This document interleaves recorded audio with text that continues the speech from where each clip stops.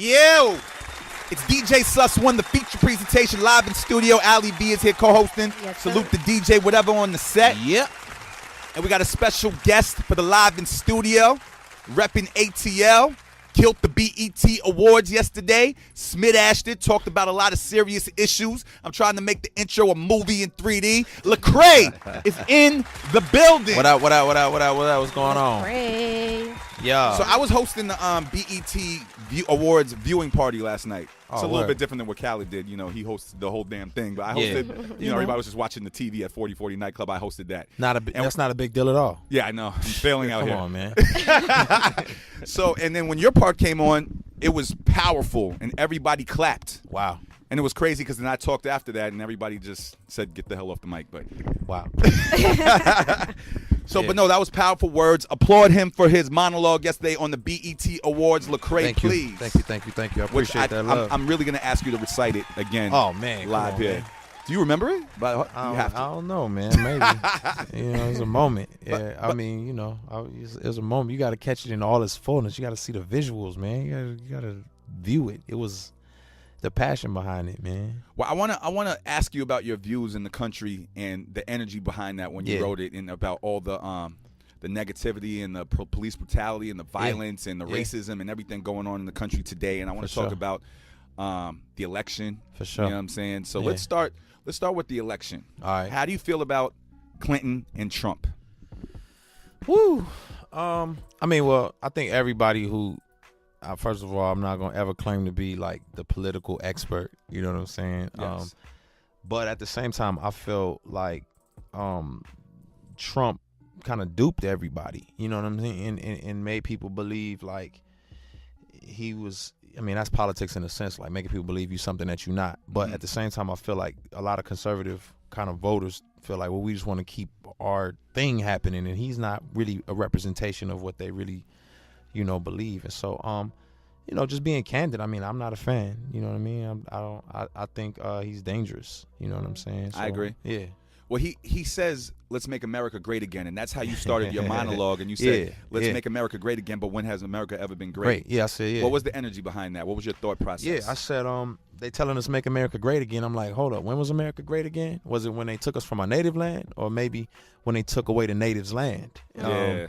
And the concept or the thought behind that is, you know, some people get caught up in the us versus they or whatever, but I'm just talking about the sense of, you know, the sense of like unstained patriotism that we kind of have. Like, we don't like to look at our own dirt. Like, America tends to like think everything's peachy keen. I don't like the sentiment of make America great again, because what it says is it was great for everybody once upon a time, and it ain't never been great for, you know, a lot of people, specifically like minorities in America. And so it ain't never been great, you know. So I'm like, well, tell me, when was it great? I'm like curious. I would like, when people say that, I'm like, I'm curious, when was that? And if they, the 50s. Oh, really? Oh, because we didn't have voting rights in the 50s. So was it great? Yeah, and there's segregation. And yeah, you know what I'm saying? So when was it great specifically? And I'm interested to know that answer. Was it the 90s? Oh, when Rodney King got beat? Was that when it was great? You know what I mean? So I'm just kind of like, when you say that sentiment, it makes me feel like you're discounting a whole group of people.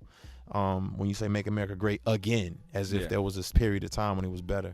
And so that's how I feel about that whole sentiment, and I wanted to articulate, like, there's a burden and a pain that a lot of people go through, and I feel like majority culture is not looking at is not empathizing, or that conservative perspective is not looking or empathizing with what, you know, minorities in this country go through, or the lower class have gone through in this country, and what they are wrestling through. So do you think that there's a solution for the racism problem we have in this country?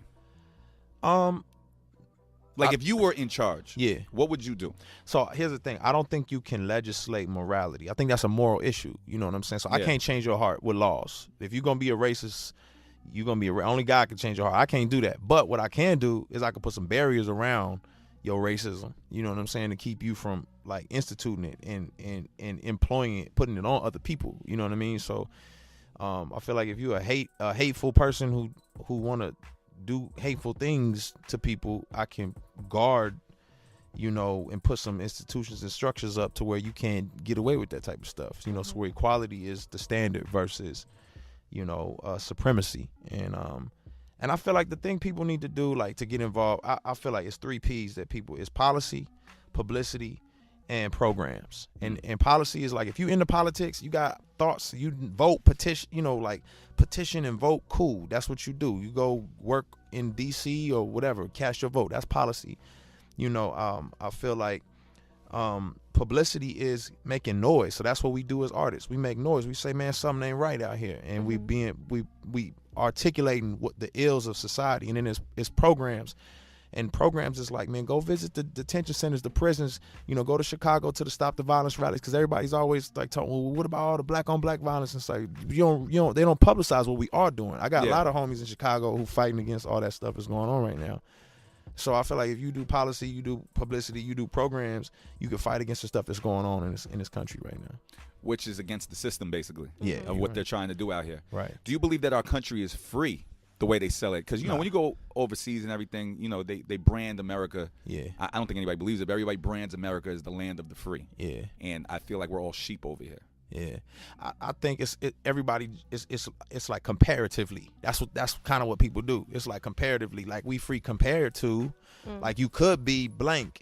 So it's like people will say, man, look how good it is since slavery. Well, slavery wasn't a standard. You know what I'm saying? Yeah. It's like, that ain't the standard. Like, of course it's better than that. It's like, it's a lot of people out here who, could be way worse off, but that's not like the goal. The goal is not just to be better than slavery. It's like a person glorifying that they got a job and they paying their bills and they paying for their kid. You supposed to do that. Yeah, man. It's like we ain't supposed to be slaves. So, so I think there's a long way to go. I think we still got a long way to go. And people can't see the systemic issues. Like it's infrastructures that cause the problems. It's not like some guy with a, behind a desk like ha ha ha. It's like structures that's been placed. Like a lot of people don't know, even like, and I got friends and family who are in law enforcement, so I'm not picking on law enforcement, but a lot of people don't know law enforcement started. You know what? I want to talk about the law enforcement. I want to talk about that thought, but we gotta go real quick. Lecrae's in the building. Come on. If you guys got any questions. We got deep fast. We got deep quick. At DJ said, oh no, we're going through. Yo, it's DJ Sus won the feature presentation. Torre is not here right now. I'm taking over the live in studio for the day. Alyi B is here co-hosting. Yes, sir. DJ Whatever's making a movie on the turntables. Yeah. And we got Lecrae in the building. The applause has to go longer for Lecrae. Indeed. It's all love, man. Because the movie he made on the BET Awards was a different type of Avatar popcorn gummy bear situation. Hilarious. What was your first initial reaction, like you standing on that stage going through that? Like, could you even feel the people's energy out there? Oh yeah, that was what was crazy. So one, Crit and I both did a little piece, and Crit had gone first, so I already felt like they, the way they responded to Crit helped me know where the people's head space was at.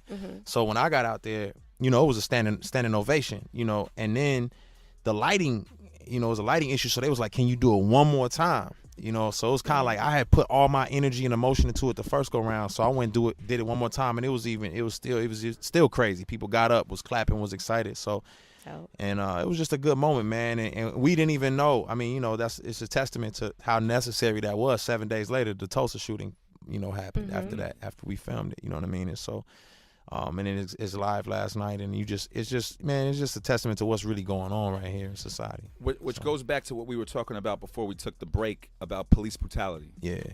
You were about to tell me a story. I don't know if you remember what story. I was just saying that, I think different people have different encounters with police, and that's why a lot of folks say, man, y'all beating up on the police, why y'all talking so crazy about the police, is because your experience with them has all been positive, and you don't have the negative experiences that I have. And so, and a lot of people don't realize how policing was started in America. If you do the history, policing was started during slavery to protect, people from, to not to protect, but to stop runaway slaves. It was to keep watch over them and to torture them, to teach them that you can't run away, that you can't escape this. And so that's literally how policing was started in America. And a lot of people don't know that. So when KRS-One said overseer, officer, that's a real thing. You know what I mean? So not to say that that's how people still function today, but just saying that that's the root of it. But, man, I remember driving to a show, years back in a rental car, and I got pulled over by the police, and just because of the way I look, they like, man, where you going? I said, I got a show. They's like, oh, okay, well, it's a rental car. We see people rent these cars driving across state lines all the time. We gonna we gonna walk the dog around the car. And I was like, because they cut, and it was like, if the dog hits on it, we gonna search it. And he's like, yeah, the dog hit on the car. And they took the bumper off the car, and they took all the seats out, threw the seats outside, and made us sit on the curb and watch. And they didn't find nothing because we wasn't selling no drugs. And then they left us there with all the stuff just sitting on the side of the curb and said, all right, well, we didn't find nothing. And then I got to put all this back in the car and make it to my show. And I'm just saying, those are the type of experiences that I personally encounter. And people don't have those experiences, so they don't understand what we're talking about when we're talking about scrutiny and racism and disrespect. So it's definitely a race thing. So I got 2 stories. First of all, you don't know this, but I'm black and white. Yeah. So I didn't experience racism. I didn't even know what racism was until I got to high school, right? So one day I'm in the car. There's a couple of stories I have, man, but I DJ for Mariah. Yeah. One day we're in the truck in an Escalade. This was a success story actually, because usually the police say get out the car, and then but the police came up to me. I'm parked on the corner. She's in the car. We're just chilling, whatever. And they said, give me your fucking keys. They didn't see her. Yeah. Give me your fucking keys. Yeah. I didn't do anything wrong. Yeah. We're parked on the side. Give me your fucking keys right now. Yeah. Officer, I do anything. Give me your fucking keys. So I gave them the keys because I know you got, anything you go left quick.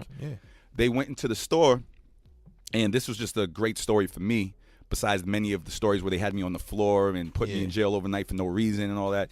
But her friend was in the store at the same time and came back and was like, what the fuck happened? What the fuck happened? Yeah. And you know what that was about, blah, blah, blah.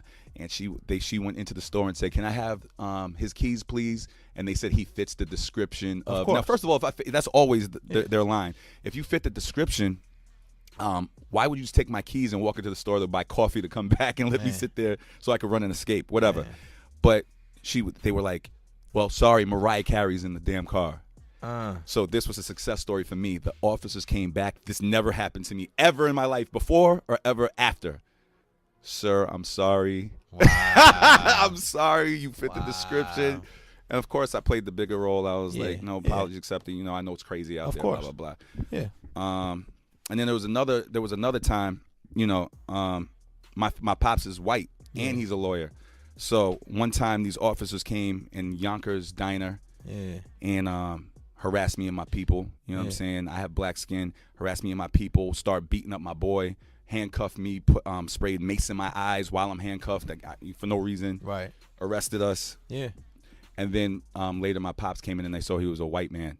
And their whole energy changed. Yeah. And that was when I was younger, and that's when I learned, like, this is really a race issue out here. Yeah. Because if we were a couple of white kids in the car, I mean, no disrespect, because I'm friends with all different races, but if we were a couple of white kids in that diner, I don't think it would have been the same energy that they gave me. And people will hear this and say, you being divisive, or instead, but it's like, no, I'm just telling my truth. I'm telling these realities that I've experienced. You know what I mean? And that's what I think people don't understand is these are real things. Like, this really happens. And so it's always funny to me when people will say stuff, like they'll make their assumption or decision based off of their experience because they haven't had your experience. They haven't been pulled over 3 times in one day in East Texas like I have. You know what I'm saying? Or had a knee on your neck because you fit a description like I have. You know what I mean? And so one of my artists, Trip Lee, he had a concert and I think like West Texas, and they ran up on him, man,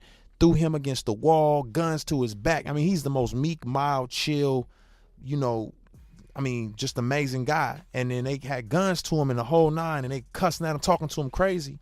And it turned out, he fit the description, but they had treated him so bad and threw him around like a rag doll. And it's that type of stuff that people don't see, they don't experience, so they don't know it's real. They just think, they see these individuals who are committing crimes and they say, oh, well, he deserved it, clearly, because, these guys are always right. Cops is always right. And I'm like, nah, that's not true. It's not true. Yeah. And they rarely get punished for their crimes. Yeah. But it's not just a race issue to me. It's also an authority issue. Of course. Like when you give people abuse of power. Yeah, abuse of power. It's just crazy. Like sometimes it's not even racism. They just want to OD with the power. Like, you don't got no more power than me, and I'm going to show you how much power I actually have. Absolutely. And that's great. Mind you, my aunt is a detective. She's amazing. She kills the game. She's here to support and protect the community. I know individuals who have the right mindset, but what I'm saying is, it's not that we are picking on one person. We picking on the institution and saying it's fractured, it's messed up. Y'all got to fix this. The system is messed up. Yeah, it's messed up. In a perfect world, I want everybody to get along everywhere, Yeah. with all races and all cultures, period. Of course. Lecrae is in the building. Alyi V is here. DJ Whatever's here. It's DJ Sus One, the feature presentation, the live in studio. Yeah. I want to talk to you in a couple of minutes about your music, your tour coming up. Yes, sir.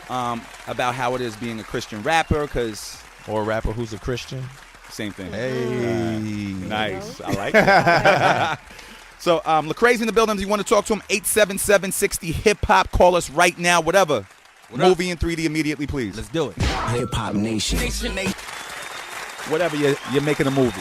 Appreciate it, I'm man. very proud of you, and I want keep that applaud going. DJ Whatever's making a Listen, movie. man. Yes, you are. When you hear that from Sus One, you know you're doing something right. You're absolutely correct. Hey, I just want to be invited back. You know what I'm saying? So Put him on the And list you for will inviting be. him back. And you will be. You've made the list for being invited Oh back. man, I appreciate it. DJ Sus One, the feature presentation. It's the live in studio. I'm here for Torre. Alyi B is here. Yeah. Yes. Lecrae. Yes, indeed. Applaud Lecrae. Hey, it's all love, baby. Glad to be here, man. Appreciate y'all, man. So, first of all, I want to talk about real quick you being a family man. Yeah, what's up? You have 3 kids. Yep. Beautiful wife. Yeah. She was in your video. We breaking cycles, baby. Yes. I can't have a relationship work for longer than maybe 1 or 2 hours. Mm. So can you please You give me gotta- some advice You gotta- and explain to me the keys of what it takes to make a relationship work? So, all right, let me put on my Dr. Love. And by the way, speak as if your wife is listening right now, because I don't want any couch Nah. No, sleeping speak tonight. honestly. That's all good. Now, honestly, the reality of it is like, it's got to be, both sides have to be willing, because love is really about sacrifice, right? So everybody really goes into relationships trying to figure out what they can get out of it instead of figuring out what they can give. You know what I mean? And so if both people come to the relationship saying, I'm here to give 100% and I don't expect nothing, well, you know what I'm saying? You really gonna get 100% from both sides, so you don't have to expect nothing because you're gonna get it because the other person just as committed as you are to giving. So it's like 2 selfless people coming together. But when you got 2 selfish people coming together, it don't ever work. You know what I'm saying? Because both sides are always trying to figure out how to get, and then it gets all messed up. You know what I'm saying? Everything you're saying is completely accurate. Yeah. But that's not the part I have a problem with in Okay. relationships. All right. The part I have a problem with, and I don't know if you have this problem, but I've experienced in my life that apparently every Yeah. woman, including my family members, prefers to argue most of the day. That is not true. That is not true. But yeah, I mean, it might be where you looking. You might have to look under some new rocks, man. I was don't- looking on Earth. Tell me Nah. where I need to go to find a good woman that does not argue. Yeah, man. I mean, sometimes it's just inevitable. You know what I mean? I think it's inevitable. Like you gonna deal with conflict. The way I like to look at it is it's like this. It's like a garden, and with a bunch of rocks in it, and you gotta get all the rocks out the garden before it could really grow, and it take time to get all them rocks out. So you gonna argue, y'all gonna bump heads, but after long enough time, you got enough of them rocks out the garden. Now you got a lot more soil for flowers and fruit to bloom and to blossom. But you got to go through that period of time of getting all them rocks out, and you 1-2 days ain't gonna get it, baby. Let me ask you a question. I said 2 hours, by the way. 2 hours. You ain't even picked up the rock by then. You know what I mean? So, with that being said, you're a Christian man, Yeah, absolutely. a rapper that's Christian or a Christian rapper. I don't know which way you prefer. I think it depends on how. I think it's a difference, but some people don't. Some people would disagree. Okay. With that being said, and you're happily married, Yeah, and you're a great man, yeah, but you're going on tour, yeah, and you've been on tour. yeah, When I go on tour, yeah. and you have a little bit of fame, Right. energy comes from the opposite sex. Of course. Now, weak individuals such as myself I mean, we all feed into this energy. We all fall short. We all weak. You know what I'm saying? So, see, being a Christian is not about being perfect. It's about admitting you're not. You know what I'm saying? So, Yes. so it's So then really. I'm Christian. But it's also saying, look, I need help. I need help outside of myself. So my faith is really me acknowledging I need God versus me acting like I don't. Like, nah, I got it together. I'm good. You know, I feel like that's what religion is. Religion is me trying to earn God's love and care. Relationship is me saying, God, I need you to come, scoop me up. And so you'll never hear no song on my project that's on some like, I got it together, be like me. Mm-hmm. You'll hear me saying, I'm transparent about my struggles, my issues, my weaknesses, and I have good people in my life who hold me down. You know what I'm saying? And I don't mind. I'm honest with my stuff. You know what I mean? And I tell my dudes, like, I'm a werewolf, and when a full moon come up, put me in the basement, lock the door, don't let me come out. You know what I mean? And if you honest with your people like that, then they'll hold you down. So everybody got certain things. It's like I hold my dudes down. If I got a dude who spend too much money on stupid stuff, it's like, dude, you wolfing out right now. I'm give me your card. You know what I'm saying? Like, you tripping. You're a great friend. What's the most difficult thing you've encountered by being a Christian hip hop artist, would you say? That people don't know what to do with you.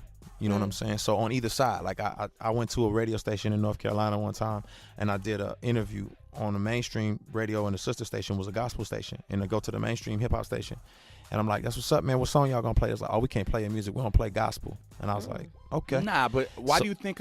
Well, not to interrupt, but why do you think Jesus Walk worked? I think part of it is Kanye. It's a movement. It was a moment. It was a powerful song, but then too, I also think some of it was the song wasn't. I don't feel like it rubbed people the wrong way. It was inviting, and I think people look at Christians as like judgmental and rubbing people the wrong way. And I don't think that song was about trying to rub people the wrong way. It was about him saying, I need Jesus to walk with me. You know what I mean? Yeah. Which that's acceptable in terms of saying that. But I think people struggle because in their mind, they think the content of the music is going to be, I'm about to rap through Genesis to Revelation. You know what I'm saying? They don't know what to expect. When reality is what you're going to get is what you got last night watching the BET Hip Hop Awards. You're going to get a perspective, of a Christian who's going to rap about the stuff he rap about. You know what I'm saying? So you're going to hear about relationships. You're going to hear about faith. You're going to hear about pain. You're going to hear about struggle. You're going to hear about all the stuff that everybody deal with. It's just that I have a different perspective on it than, I don't know, Freeway is Muslim. You know what I'm saying? Yeah. So he might have a different angle or perspective on some of the stuff he's talking about. That, that's where his faith, Lupe, whatever. So I think. Then let me ask you, how do you fit in? Because you have the new artists like Young M.A. Yeah. You do have a few like the Kirk Franklins. Yeah. I know you spoke about Kanye West, and he did his whole project, The Life of Pablo. He came out with Ultralight Beam, which is like major. So where do you feel like you fit into this industry when you have like the young ones listen to the trap music? I think it's just real music. It's like soul. It's like it's authentic. You know what I mean? It's like J. Cole. You know what I mean? It's just authentic. He being J. Cole. Chance is being Chance. Chance don't care. I'm gonna dance. He gonna dance. He gonna talk about God. He gonna talk about silly stuff, funny stuff. I think rappers are not afraid to just be themselves now. I don't have to put on a show or act. I don't have to be tougher than I really am. I don't have to tell you about all the times I got, I got shot or shot at somebody.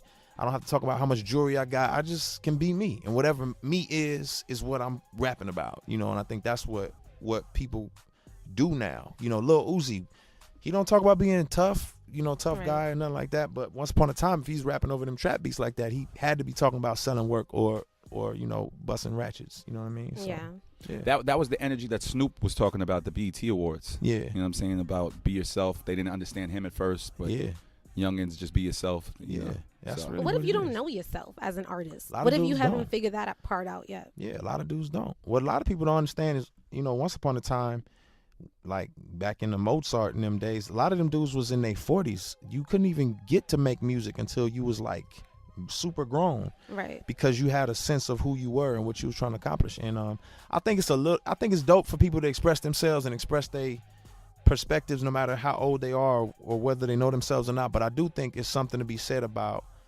I think America is one of the only places, or not America, but our time period, not America, but just in this generation, in time in history, younger's better in terms of arts and entertainment. Right. So it's kind of a unique thing where younger's better, when really you get some of the most wisdom and some of the most profound perspectives, when people have been able to figure out who they are and know themselves. You know what I'm saying? I agree with that. So.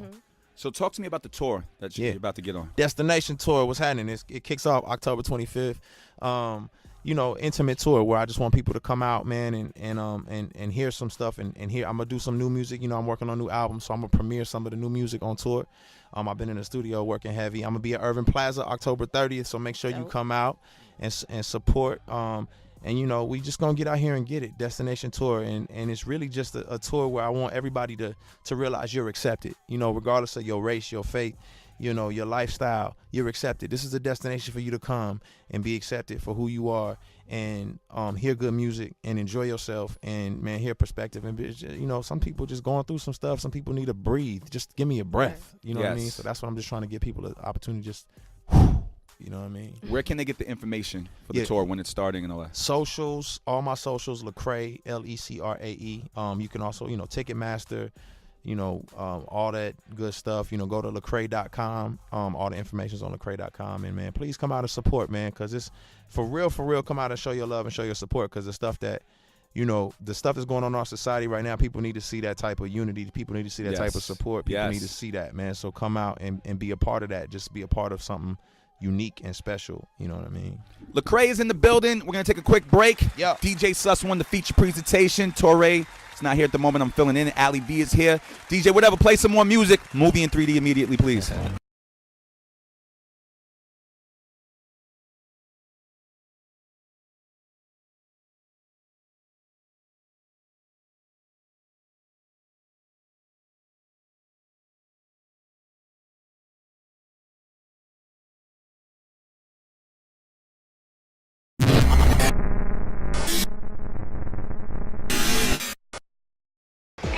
Yo, it's DJ Sus won the feature presentation live in studio. Alyi B is here co-hosting. Yes, Salute sir. the DJ, whatever, on the set. Yep.